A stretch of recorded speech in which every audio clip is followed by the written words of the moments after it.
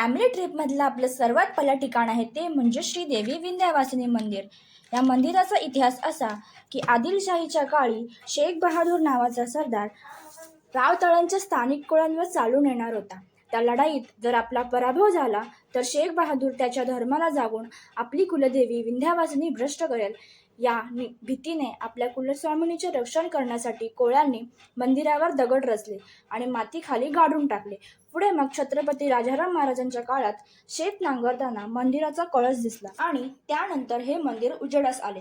पुढे मग 1 फेब्रुवारी 1988 साली चिपळूणातील श्रीदेवी विंध्यवासिनीची पुन्हा प्राणप्रतिष्ठा करण्यात आली. या मंदिराच्या आजूबाजूचा परिसर खूप बघण्यासारखा आहे.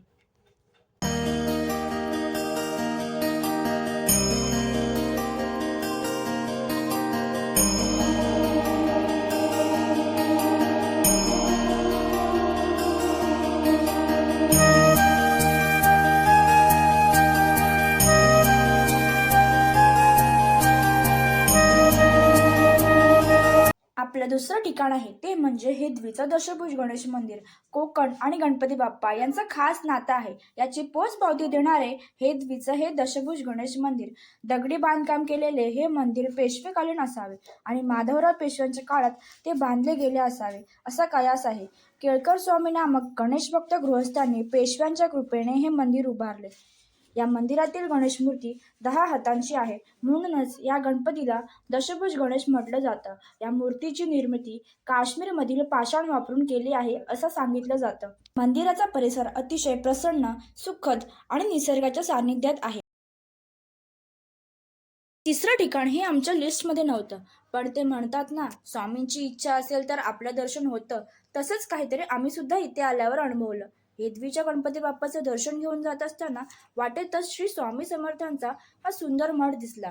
मठ बाहेरून पाहिलं की एकदम पुरातन वाटतो. मठाच्या प्रवेशद्वारावर आपल्याला अष्टविनायक गणपती बाप्पांचं दर्शन होतं. मठ बाहेरून जरी पुरातन दिसत असला तरी आतून मात्र सर्व बांधकाम मार्बलने केलेलं आहे.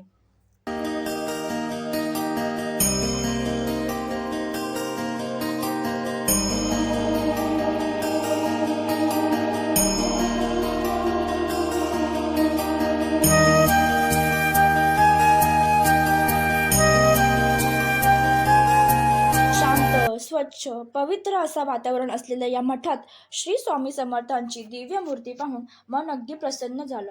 हा मठ आहे गुहागर तालुक्यातील निसर्गरम्य अशा हेदवी गावात. इथे आल्यावर मन अगदी प्रसन्न होईल. तुम्ही जर गुहागर आणि हेदवीच्या गणपती बाप्पांचं दर्शन घ्यायला जात असाल तर नक्कीच इथे येऊन स्वामींच्या दर्शन सुखाचा अनुभव घ्या. आपलं चौथं ठिकाण आहे ते म्हणजे वेळणेश्वर मंदिर. वेला म्हणजे समुद्रकिनारा आणि समुद्रकिनारी असलेला देव तो म्हणजे वेळणेश्वर, किंवा नवसाला पावायला वेळ न लावणारा देव म्हणजे वेळणेश्वर.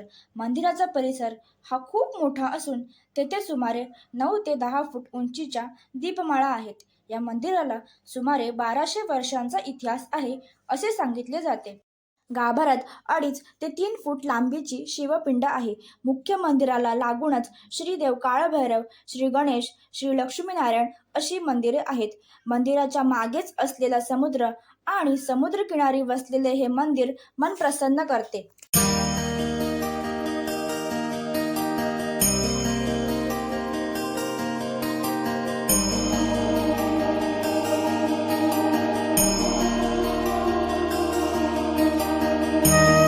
या मंदिरात जाताना आपल्याला शिड्या चढाव्या नाही तर उतराव्या लागतात.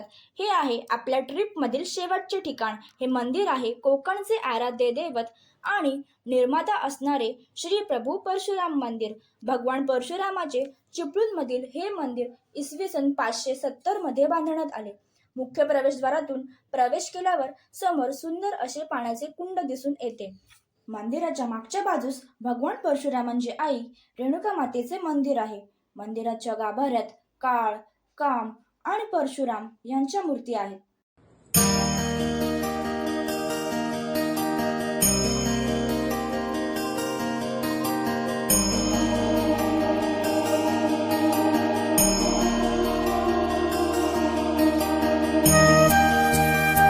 सुंदर असं दर्शन झालेलं आहे आणि आपली 5ही ठिकाणे फिरून झालेली आहेत.